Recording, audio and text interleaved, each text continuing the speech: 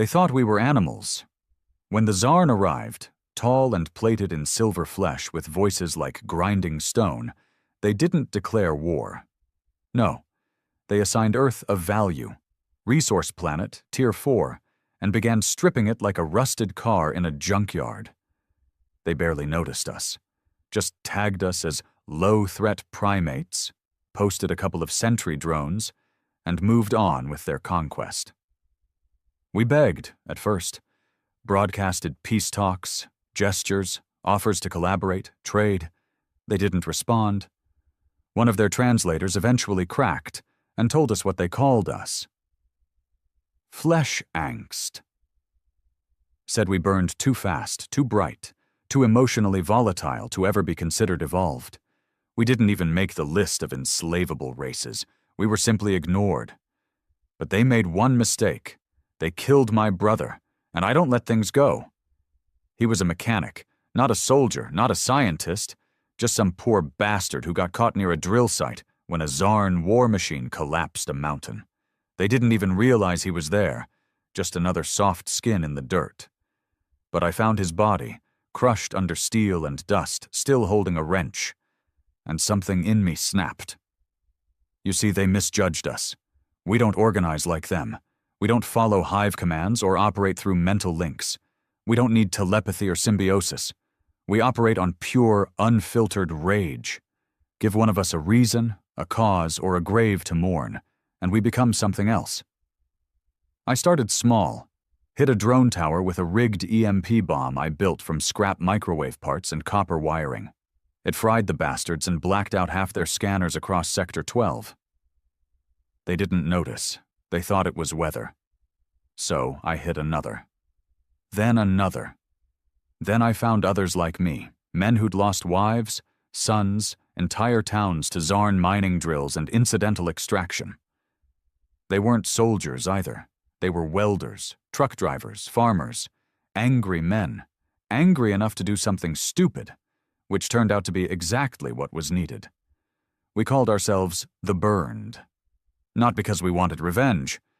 No, because we'd already accepted the loss. Our homes were ash, our futures gone. We weren't fighting for survival. We were fighting to hurt them back. The Tsarn finally noticed when we hijacked one of their supply cruisers, crashed it straight into a fuel processor, and turned their sky refinery into a fireball that lit up 3 countries. It killed 200 of their kind, a massacre by their standards. That's when we learned something else. They weren't invincible. They weren't fearless. They were just used to winning. Now they saw what we really were, not weak, not primitive, but furious. And fury is contagious, especially among men who've lost everything. There were no uniforms, no orders, just packs of broken men spread across wastelands, deserts, ruins, hiding in shadows and fire. We fought dirty. We made bombs out of coffee machines, bullets out of rusted pipe. We didn't care about rules. We cared about pain. Theirs. They labeled us disruptive anomalies, tried to clean us out with flamethrowers and sonic waves, but they didn't understand that for every one of us they burned, 3 more picked up the ashes and made knives from the rubble. We were no longer trying to win. We were trying to make them bleed, and bleeding they did. The funny thing is, they still think they're the superior species. But let me tell you something. If superiority means being calm, reasonable, calculated, then yeah, we're the bottom of the chain. But if it comes down to who's willing to burn the whole galaxy just to make you pay, we're apex predators. And they have no idea what they've awakened. The crash was supposed to be the end of us. When we took down that refinery cruiser, it was all or nothing. Half of us didn't think we'd live past the blast. We figured maybe we'd be remembered by someone, somehow, as the men who threw a punch in a fight we weren't supposed to survive. But we didn't die. Most of us walked away with melted skin, broken bones, coughing black smoke out of our lungs. We had no med bays, just bandages, whiskey, and old-world painkillers stolen from crumbled pharmacies. Some of us went mad from the burns, screaming through the night. But we didn't stop. Something happened after that explosion. Something the Zarn didn't account for. Fear. Not ours. Theirs. The Zarn don't do chaos well. They function like gears in a well-oiled engine. Each one knows its role, speaks in frequencies, obeys without hesitation. Order is their religion. Logic is their god. Emotion? That's weakness. So when chaos erupted, unplanned, unscripted, human-born, they didn't know how to react. They threw protocol at it, algorithms, behavioral analysts. They even tried peace transmissions. They offered to relocate us to another continent if we ceased aggression. Relocate? We laughed. What continent? The land was scorched, oceans black with oil, forests turned into resource pits, cities caved in by drills the size of skyscrapers. The only thing left was wreckage and anger. They were offering us space in a graveyard they made. That's when it started to change. We weren't just reacting anymore. We began to hunt. My crew, the Burned, started mapping their movements. We learned their patrol times, their flight paths, their supply drops.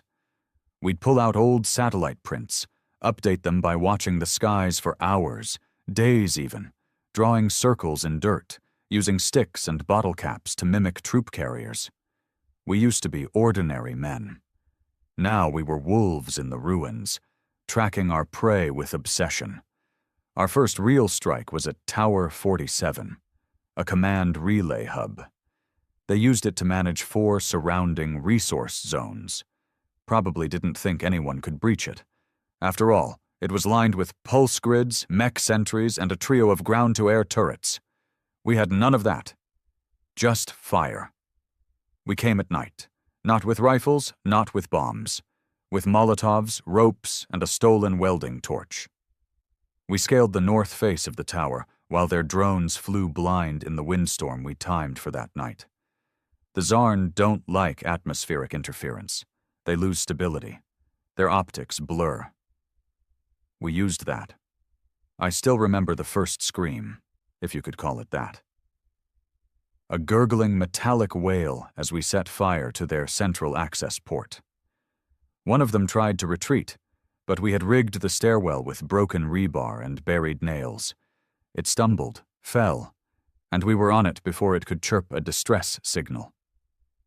Do you know what a Zarn bleeds? Something like tar mixed with static, hot and bitter smelling. It hissed as it hit the concrete. I'd never felt so alive. They sent reinforcements the next day, but by then we were ghosts again, already miles away. But we left something behind. A symbol. It was crude. Just a jagged X scorched into the metal wall with a fuel torch. But it shook them. Because it meant something had marked them. Something chaotic. Something human. Other crews started copying it. Some used spray paint. Some carved it with knives into their armor. Every Zarn patrol hit by human retaliation ended with an XA calling card.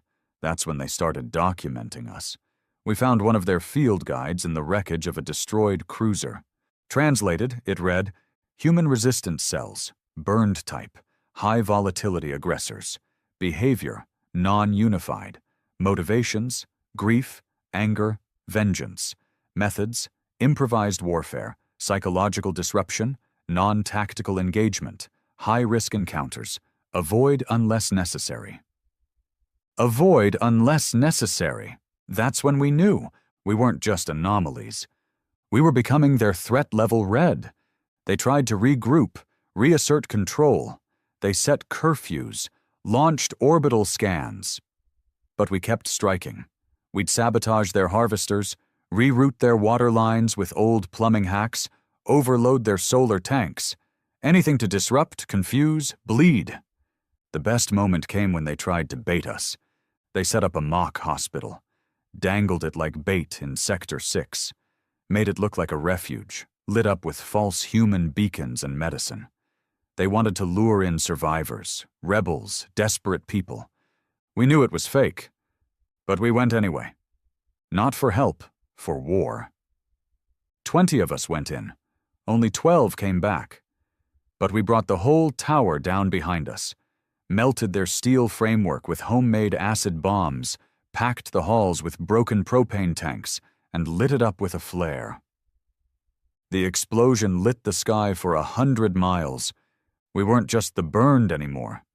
We were becoming the reckoning. And men started joining us from every corner.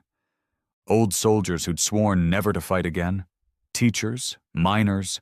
One guy was a blind vet who made detonators by touch. Said he couldn't see anymore, but he could still feel the hate. I believed him. Some came broken, addicted, numb, half mad from grief. But that didn't matter. We weren't looking for heroes. We were looking for men who had nothing to lose. Because that's the secret the Zarn never figured out. They thought evolution was about efficiency, clean lines, smooth logic. But survival? That's a different beast. Survival is ugly. It crawls. It rips. It adapts through sheer refusal to die. And anger survives everything. We kept pressing, took over a whole underground bunker in the dead zone, built a base there, wired old comms, patched together gear from junk, mapped the enemy with stolen tech. We even started crafting new weapons, old world style, repeating shotguns, rail spike launchers, sound cannons built from collapsed stadium speakers. We weren't polished, but we were getting smart.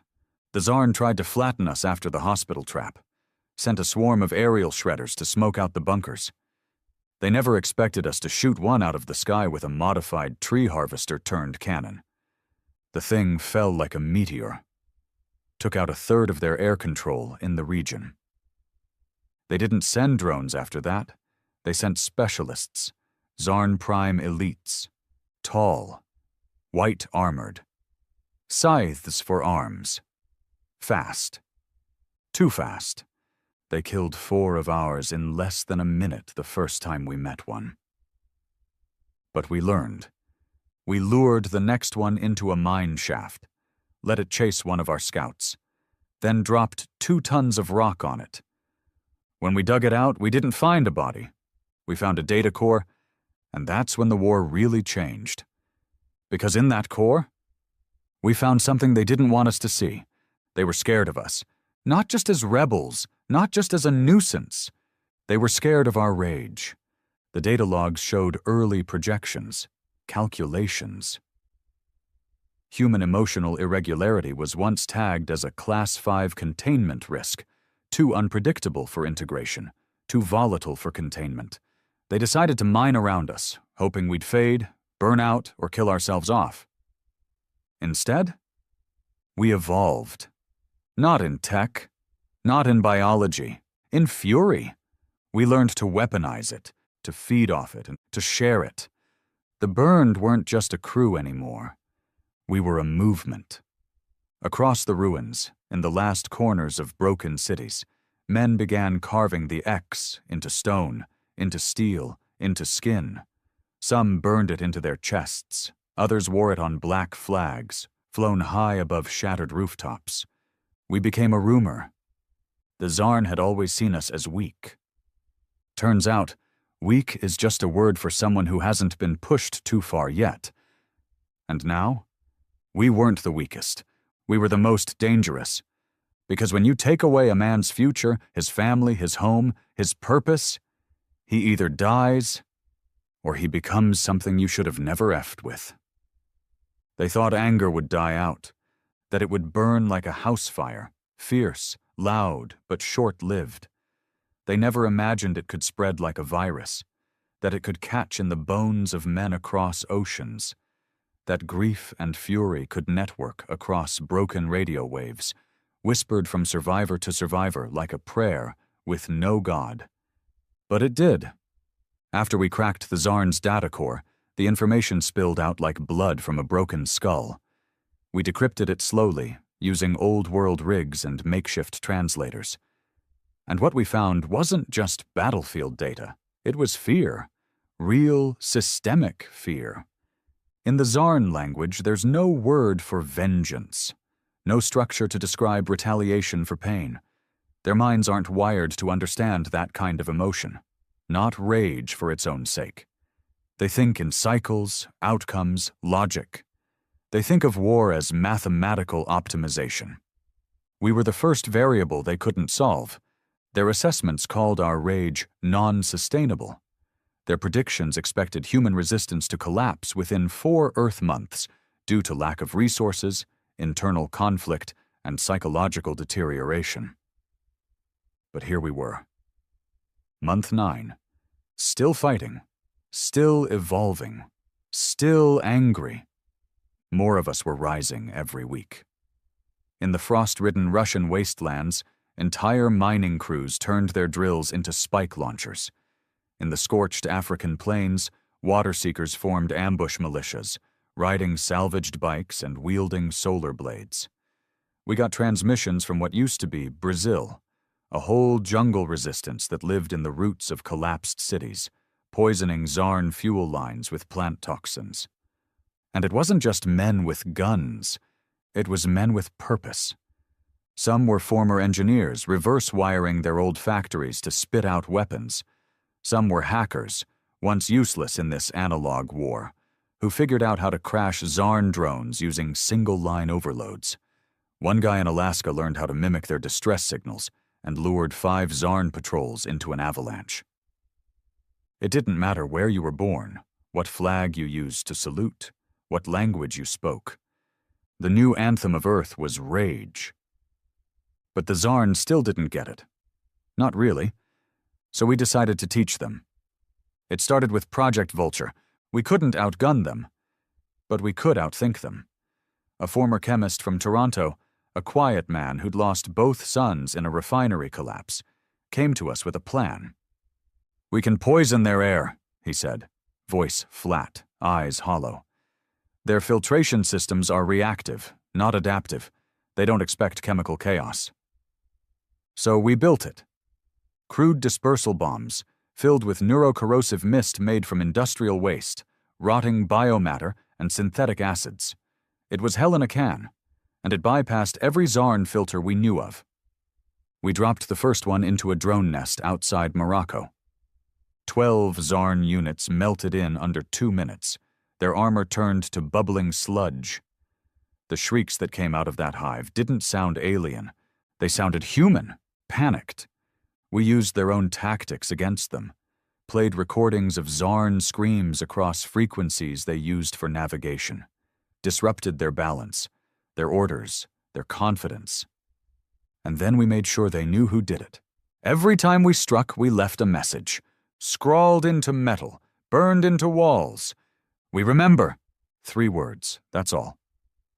But it cut deeper than fire. Because they didn't remember, not really. Their species didn't mourn, didn't hold funerals, didn't build statues or write names on walls. To them, loss was just data corruption, replaceable, forgettable. To us? Loss is fuel. They tried to adapt, launched their silencer squads, genetically enhanced Zarn, bred for urban suppression and psychological intimidation. Black armor, no faces, tall as 2 men stacked. But it didn't work. Not because they weren't deadly. They were. They took out whole camps in single-night raids. But they talked. One survivor, a 15-year-old boy who used to be mute after losing his entire village, came back with a bloodied crowbar and a recorded voice log from the squad leader. And what did it say? "Subject humans display irrational resistance, attempting intimidation protocol, ineffective. Their response to threat levels is not retreat, it is escalation, it is illogical." That kid is a legend now. They call him Crowbar, no last name, no home, just rage and a voice that came back the day he split open a Zarn elite's skull. But the truth? It wasn't just kids or rebels or soldiers anymore. Even civilians turned violent. There's an old saying, you push a man too far, he breaks. The Zarn forgot the other part. Some men don't break. They sharpen. Like Ellis, the garbage man from what used to be Houston, never fired a gun in his life, lost his leg in a drone sweep, refused to stop working. Now he drives a rig loaded with barrels of flammable waste and slams it into Zarn convoys. The others call him Junk God. Or Mateo, the old priest who buried his entire church after a Zarn seismic extractor crushed it. Now he blesses every bullet with a whisper and leads night ambushes with nothing but a sword and an oxygen mask. They say he doesn't blink when he kills. These aren't heroes. They're men with no lines left to cross. We kept rising. Across continents. Across language barriers. Fury doesn't need translation. It just needs a reason. And the Zarn had given us plenty. But then something strange happened. We intercepted a message. Deep level, encrypted, not meant for Earthside units. Took us 3 weeks to crack it. And when we did, it changed everything. Because it wasn't about us. It was about them. Their home world. Turns out Earth isn't the only place where rebellion burns. Other races, ones the Zarn conquered centuries ago, had begun to stir. Tiny flickers. Isolated incidents. But after what we did? Those flickers turned to wildfire. We weren't just an anomaly anymore. We were a symbol. Other species began carving the X into their cities. The same mark we left on towers and walls. Some began chanting our name, or what passed for it in their tongues. Burned. They didn't know us, had never met us. But they saw what we did. We weren't the weakest. We were the loudest. We were the ones who made the gods bleed. And that made us dangerous. Not just to the Zarn, to everyone. But here's the thing. We didn't ask for followers. We didn't want an alliance. We weren't fighting for some noble galactic cause. We were fighting because our bones remembered the fire. Because every time we slept, we saw the faces of the ones we lost. Because men like me don't forgive. We carry it. The Zarn called us contagious. They were right.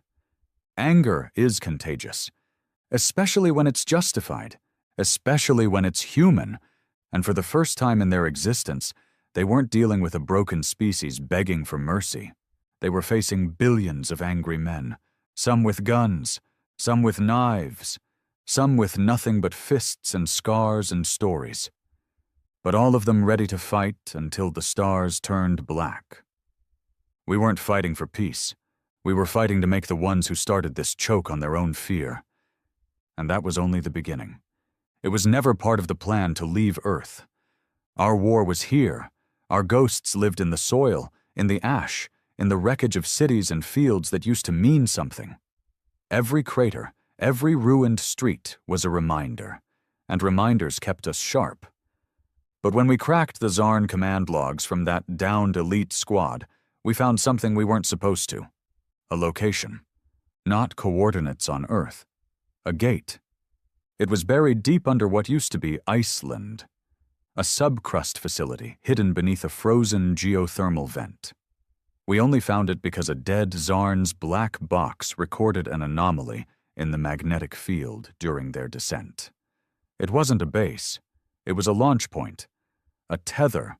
They called it Echelon Gate 3, an off-world transport line. Not visible from orbit. Not active all the time. Only triggered under specific command sequences. We didn't know where it went, but we knew one thing. Wherever it led, there were more of them. And that was enough. Only 7 of us volunteered. No one forced it. No one begged. You either stepped forward or you didn't. I did. So did Rig, a former firefighter who hadn't spoken a word since his crew burned alive in Sector 17. He just stared at the gate diagram and nodded. Then there was Briggs, ex-Special Forces, face held together with wires and willpower. He wanted to die somewhere that mattered. He said it straight. I got nothing left on this planet but corpses and rust. Might as well piss on theirs. The others were like us, burned men, hollowed out and rebuilt by pain. We didn't have uniforms, just scars and makeshift gear, armor forged from scrap, knives sharpened from broken car frames, rebreathers hacked from old oxygen tanks. We went in expecting death. We found something worse. The gate opened with a scream, not mechanical, organic, like a thing alive but broken, pulled open against its will. Light poured out like liquid heat, warping the ground around it. We stepped through without speaking, just clenched fists and gritted teeth. When we landed, we weren't in another world. We were in a holding cell, a massive chamber, stone, not steel, lit with hanging veins of glowing material that pulsed like blood. The air was thicker, colder, and we were not alone. They were watching us. Zarn. Dozens, standing in balconies overhead, tall and motionless, eyes like pale fire. No weapons drawn, just observing, as if they didn't see us as a threat. Just a curiosity? Briggs laughed. Good. Let's give them something to fucking study. We opened fire, but the bullets froze mid-air, caught in some kind of stasis field. Not slowed, stopped, then shattered like glass. The Zarn didn't react. One of them, robed in black, floated down toward us. Not walked, floated. He spoke through vibration, not words. But we heard him anyway. You burn so bright, but for what purpose? I stepped forward. Because you took everything. He tilted his head. We took nothing. You gave it up. When you surrendered your species' sovereignty for safety, for progress, we simply accepted your offer. I froze. What offer? He didn't answer, just turned his hand, and the wall behind us lit up. A video played, not of war, of negotiation. It was a room, clean, intact, governmental, and sitting there were faces we recognized, men in suits, presidents, generals, CEOs, shaking hands, with Zarn envoys, not under threat, but in agreement. The Zarn voice hummed again. Your leaders were not conquered. They were compensated. Access to the stars, genetic enhancement, immunity from resource loss. In exchange, they gave us the world beneath the common man. My stomach turned. It was a deal. We weren't victims of invasion. We were the collateral damage of a transaction. Every town crushed, every child buried, every family lost. It wasn't a miscalculation. It was part of the cost. I turned to Briggs. His face had gone stone cold. They sold us, he whispered. They fucking sold us out. Rig screamed. He didn't say a word. He just screamed, rage bubbling out like magma.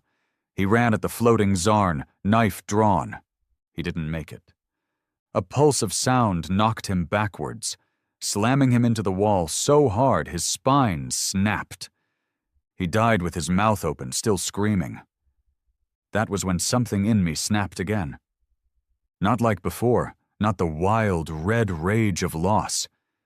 This was cold, sharp, final. They didn't conquer us.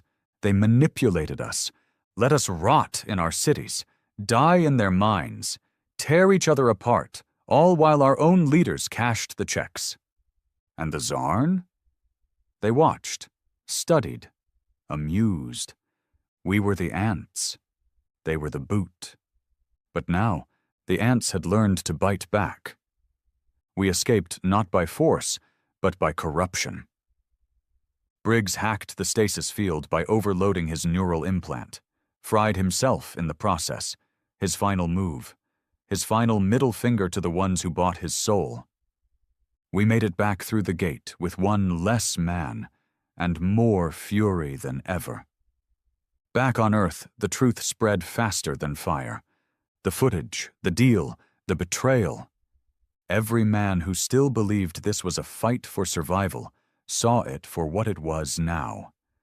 A betrayal by their own kind. And something worse happened. We stopped trusting each other. Every survivor, every leader, every signal caller, anyone who used to work for a government, a corporation, a system, was now suspect. The burned fractured. We weren't one fire anymore. We were a wildfire. Every city-state had its own response.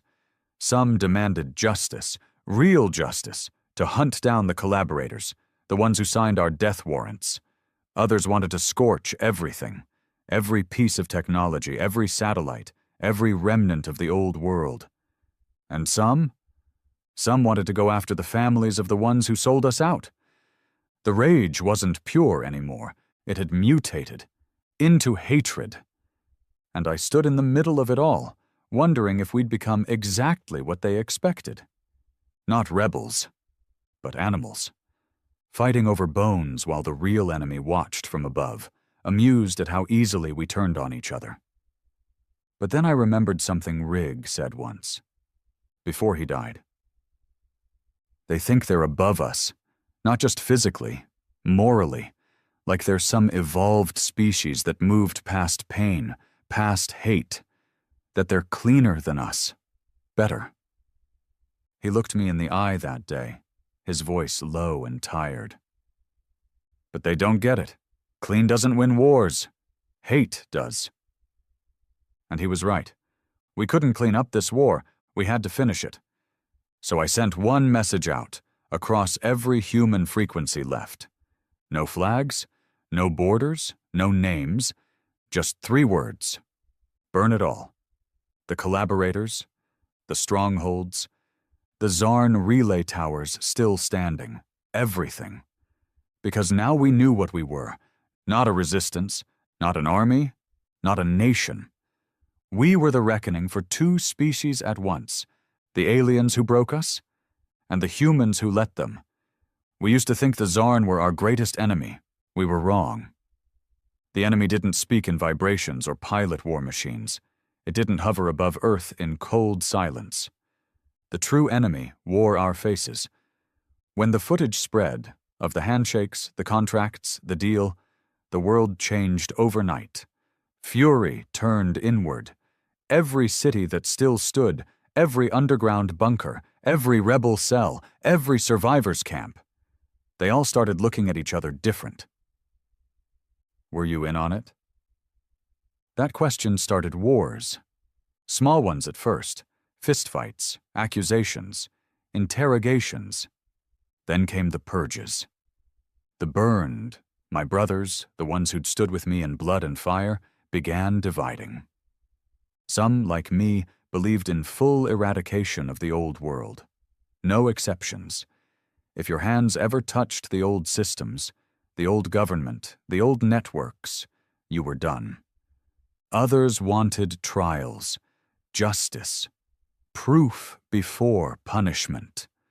Those men died first, because proof had become irrelevant. Pain was proof. Loss was proof.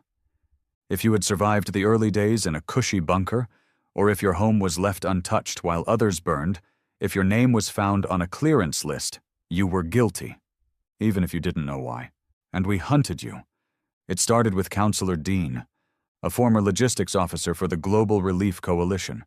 He'd surfaced in the rubble of old New York, hiding behind a few loyal guards, still dressed in a blue jacket, still holding on to a portable screen as if that meant anything now. He begged when we dragged him out. I didn't know the details. I was told it was a humanitarian accord. I was just following orders. We didn't even respond. We tied him to the remains of a collapsed bridge and left him for the wolves, not the animals, but the human ones, the ones with no teeth left except the knives they held. The screams lasted 2 nights. That became the new law of Earth. Not written, not spoken. Survive long enough, and you get judged. Some said it was wrong, that we'd lost our way, that vengeance without structure was no better than the Zarn's mechanical order. I didn't care. Order gave us death.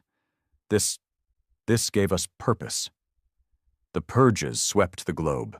The names came in from old archives, recovered servers, and black box logs we'd stolen from crashed Zarn transports, lists of people who had negotiated safe zones, who'd bought immunity with blood, who'd let their cities fall while theirs were spared, mayors, CEOS defense advisors, board members of pre-invasion megacorps. We found them. We pulled them out of the holes they were hiding in, and we burned them. Some begged, some lied, some tried to fight. None of it mattered. We'd become machines in our own right, machines of vengeance, no flags, no mercy, just a shared belief. They gave us up. Now they go first, but that rage, that clarity, it didn't last forever, because one day the sky spoke, not thunder, not storm, but a signal, loud, raw, in every frequency we used. A voice, robotic, deep, emotionless, but unmistakably Zarn. Phase Omega initiated. Human resistance exceeded threshold. Global termination protocol authorized. 12 days to extermination launch. 12 days. That was all we had left. Not to survive. We were past that. To strike back. 12 days until they rained something down on us. Something we wouldn't walk away from. And the worst part? We couldn't reach them. Their orbital defenses were too strong. Every satellite gun, every drone pod, every atmosphere lock was locked tighter than anything we'd ever faced. So we had one option. The gate. Echelon Gate 3, the same one we had come back from. It hadn't been used since we fled the Zarn observation world. We'd buried it under rubble, welded its access panels shut, and written "Do not open" in 7 languages across the walls. But now there was no choice. If we were going to end this war, we had to take it to them. Not just their outposts, not their harvest ships. We had to go to the source, their home world, and destroy it. We called the mission Ashfall. Only 10 of us were chosen. 10 of the worst, the most broken, the most dangerous men Earth had left. Not heroes, not leaders, just executioners. I was one of them. We packed nothing sentimental. No relics, no pictures, nothing to remember Earth by, because we knew we weren't coming back. Each man carried one thing, a small sealed capsule. Inside it, a micro-fusion core, unstable, volatile, weaponized with re-engineered Zarn tech. Enough to detonate half a continent if placed at the right power node. We didn't want to defeat them. We wanted to erase them. We stepped through the gate not as soldiers, but as ghosts with bombs. And what we found on the other side was beautiful. Not in the way you'd expect.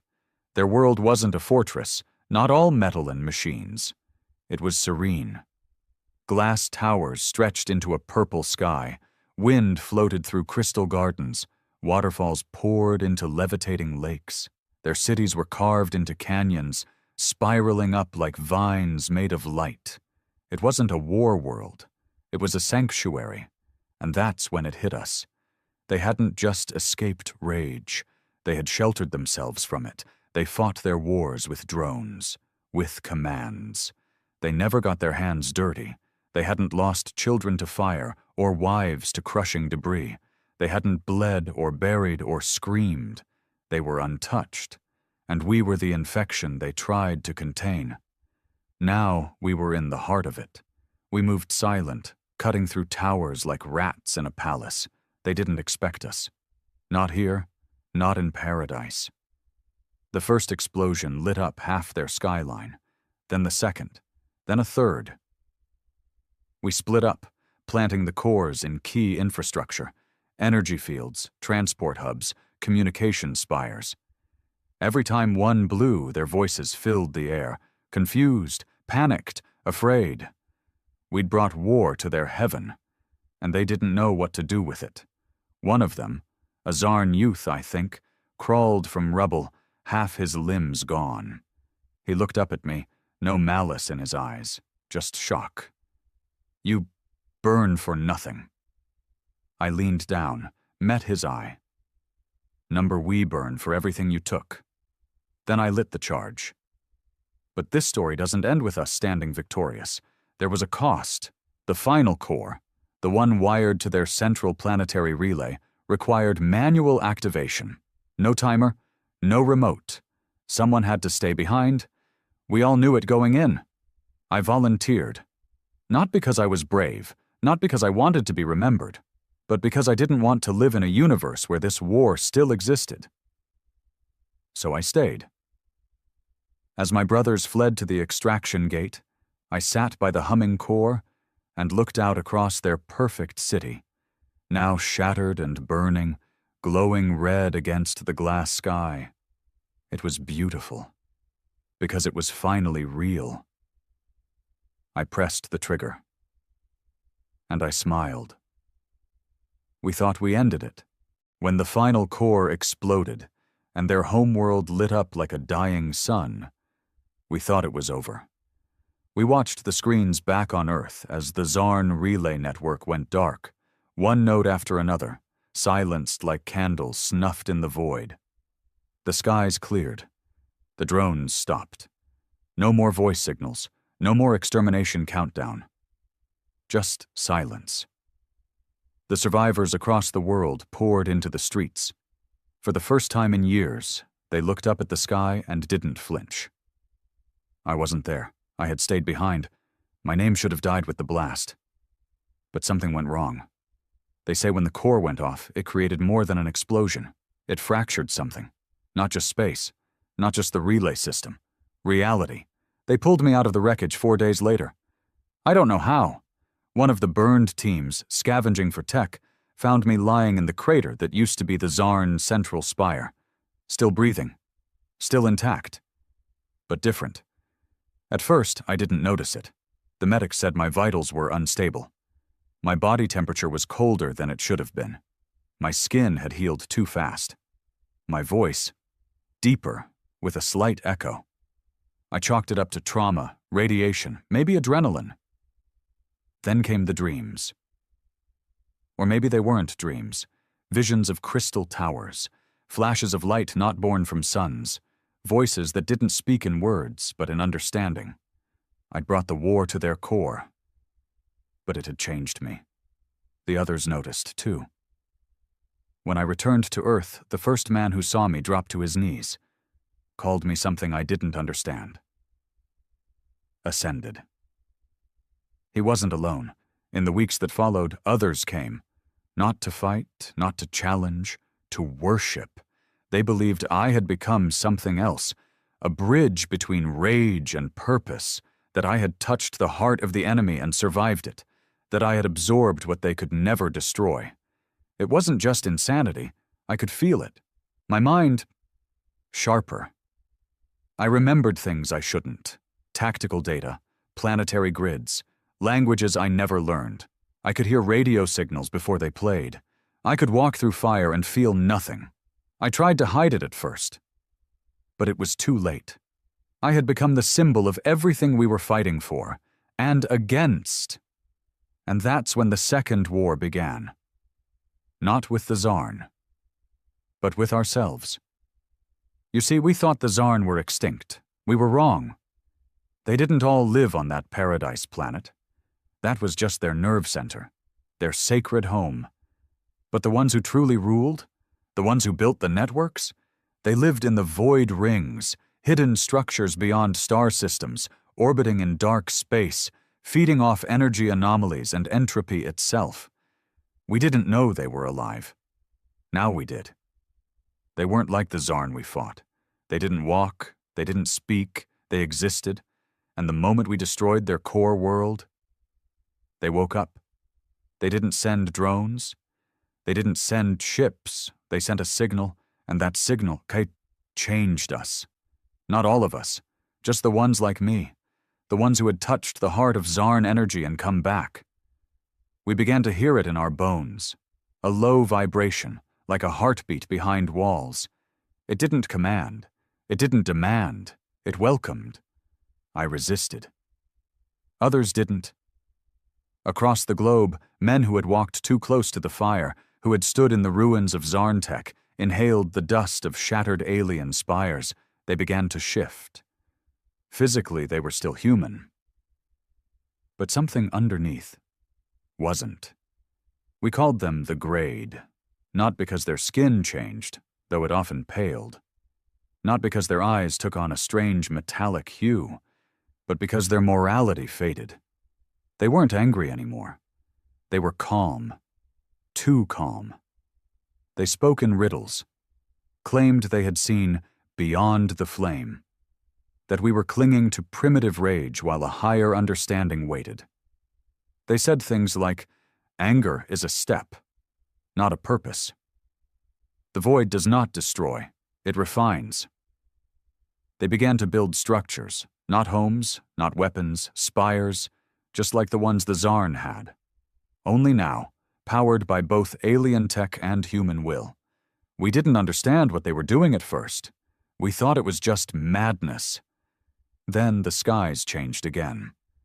One night, all across the world, people reported the same thing. Lights, vertical beams of purple and white piercing the clouds, humming softly, pulling something out of the air. We called them ascension columns. And when we stormed one, we found no weapons, just people, standing, arms raised, eyes closed, changing. We burned the tower, but not all of them. Too many had been built, too fast, too quiet. The burned split again. Half of us wanted to crush the Grade, end this mutation before it spread. The other half? They weren't so sure. Some even joined them. They said maybe this was the next step. Maybe the only way to beat the Zarn wasn't to destroy them. It was to become something they feared. Something they never understood. A blend of fury and clarity. Fire and void. I tried to stay neutral, but neutrality dies fast in a war like this. The Grade came for me. They didn't attack. They asked. "We know what you are," their leader said. "A man I once fought beside. A man I buried twice before he came back. Different. You're the first. You're the bridge. The Zarn couldn't destroy you because part of them recognized something familiar. You're not their enemy. You're their evolution." I said nothing. So he tried again. "Let go of rage. Let go of the burned. There is no need to keep bleeding. The void has room for us all." That's when I realized something terrifying. The Zarn never wanted to destroy humanity. They wanted to cleanse it, to strip it down until only the obedient, the emotionally neutral, the logically driven remained. The Grade were their answer. A mutation, a merging, an infection wearing peace like a crown. I killed him.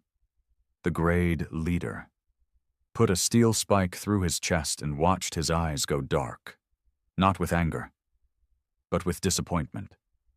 They haven't stopped coming since. They want me, not to kill me, but to claim me, because I'm the first, the one who walked into Zarn fire and came out, changed but unbroken. To them, I'm not a soldier. I'm a blueprint, but I won't give them what they want, because I still remember. I remember my brother. I remember the screams, the ash, the betrayal, and I remember what rage felt like before it was taken from me. So if this is the second war, then let it begin, not between human and alien, but between those who remember the pain and those who think peace is worth forgetting it. It started with smoke again. Not alien tech, not psychic beams, just old-fashioned black smoke, thick and choking, rising over what used to be the Appalachian spine, now a makeshift city called Crucible, the last known stronghold of the burned. I watched it from a cliff, wind biting my face, gun slung across my back. Crucible was burning, not from attack, but from within. The Grade had infiltrated. They didn't come with weapons. They came with words, promises, calm voices, soft hands, and eyes that glowed with faint silver light. "It doesn't have to end this way," they whispered. They didn't force anyone. That was the real horror. People chose them. Even burned. Men who'd watched their wives turned to ash, sons swallowed in drone fire, whole towns flattened, some of them folded. Because the Grade offered what the burned couldn't. Peace. Not the illusion of safety behind a gun, not revenge, real, engineered peace. Their blood was still human, their minds wired for calm, their emotions flattened like steel beaten into shape. No rage, no guilt, no grief. They smiled while the world ended. I walked into Crucible that night. Fire on both sides, half of it controlled by the burned, half now glowing under the grade's eerie pale light. And in the middle, her. Lena? She used to run comms for our raids. Tough as nails. Took a laser shard through her stomach and still managed to broadcast evac orders while bleeding out. She was one of us. Now? She stood barefoot on the old courthouse steps, arms raised, eyes blank. "Brothers," she said softly, "we've suffered enough. We've earned peace. The pain can end if you just stop carrying it." I stepped forward. "Put your hands down, Lena." She looked at me like I was a child. "Still clinging to the fire? Haven't you burned long enough?" My hands shook, not from fear, from grief. She was gone. Not physically, not even mentally maybe, but her soul, her fury, had been overwritten, replaced by something synthetic, something designed. "I remember my daughter," I said. "I remember the way she screamed when the ceiling collapsed. I remember trying to dig through fire to reach her. I remember the smell of her hair, burnt and gone. That pain? I carry it. I'll carry it till the day I rot. You call that weakness?" I stepped closer. "I call it honor." That's when the shooting started. It wasn't the grade, and it wasn't the burned. It was someone new. From the shadows behind the courthouse, a third group emerged. Tattered armor, painted masks, weapons built from Zarn scrap and human bone. The Ashmen. I'd heard the rumors. Ex-burned gone rogue. Men who'd been too far gone even for our standards. Killed for pleasure. Used Zarn blood in their rituals. Claimed pain itself was God. And now they'd chosen this moment to crawl out from the pit. They opened fire on both sides. Grade fell silently. Burned screamed, guns drawn too late. It was a massacre. I don't remember how many I killed. I just remember Lena falling. A round straight through her throat. She didn't cry. Just looked at me with an expression I couldn't read.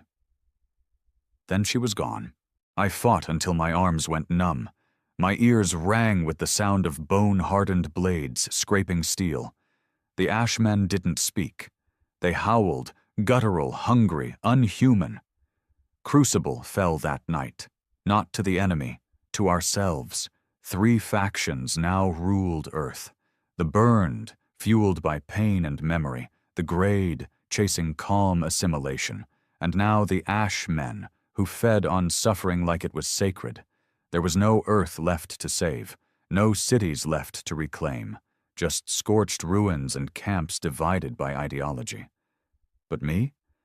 I stood somewhere in the center of it all, not by choice, but by curse. The man who burned the Zarn core and lived.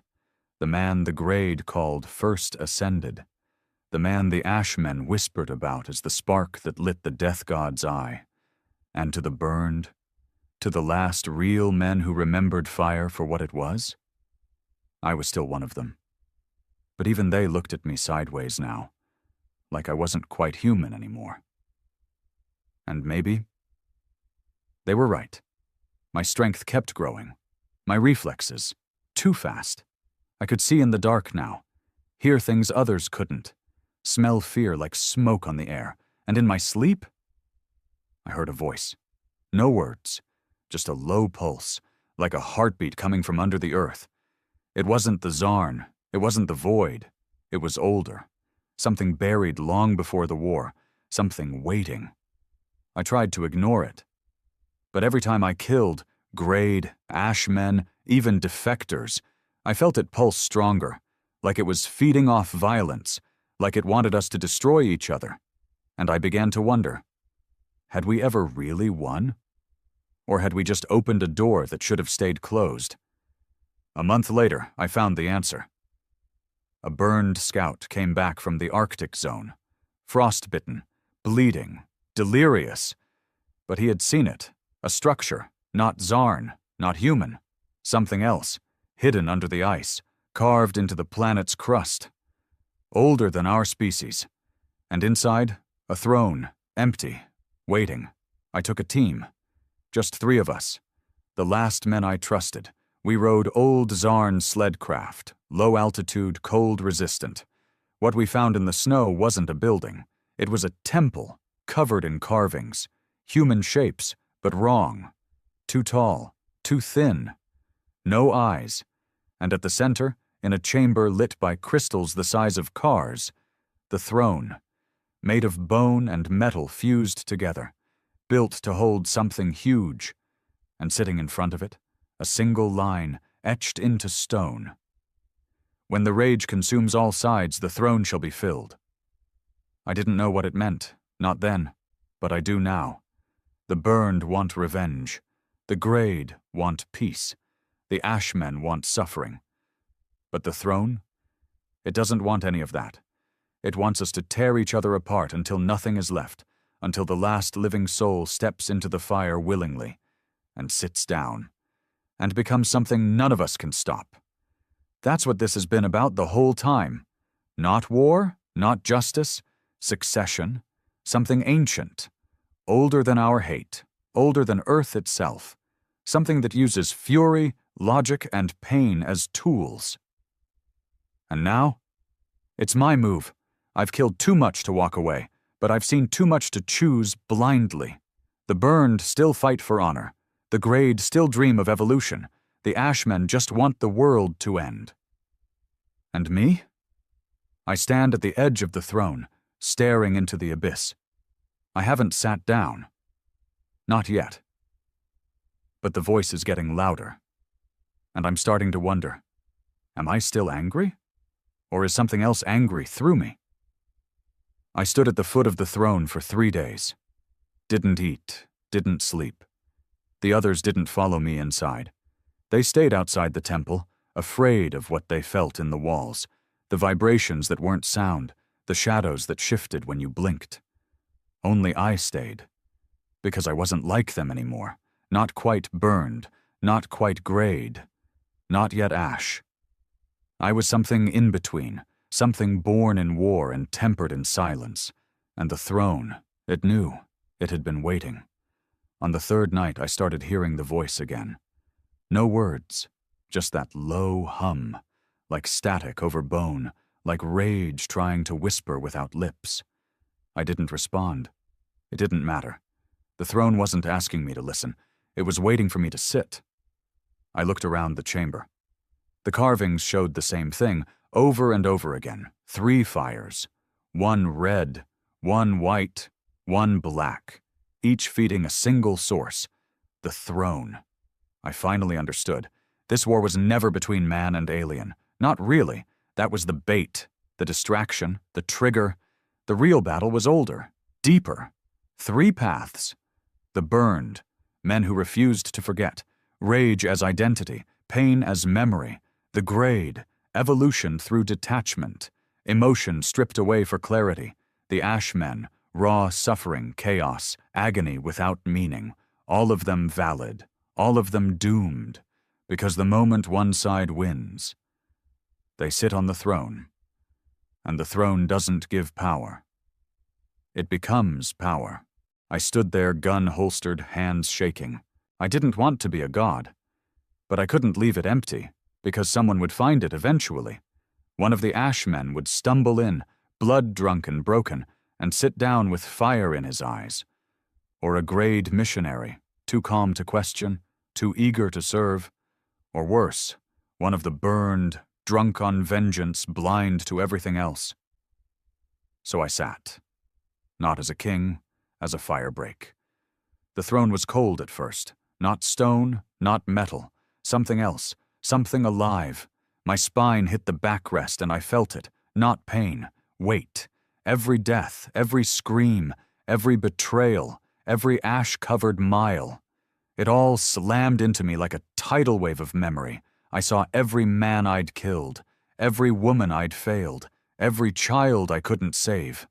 I saw Rig's body, spine cracked, mouth still open in silent fury. I saw Lena, her eyes silver, begging me to let it go. I saw my brother, face covered in soot, hand reaching for mine under the rubble, just out of reach. I tried to move, but the throne held me. And then it spoke, not in a voice, not in words, in understanding. You are not the first.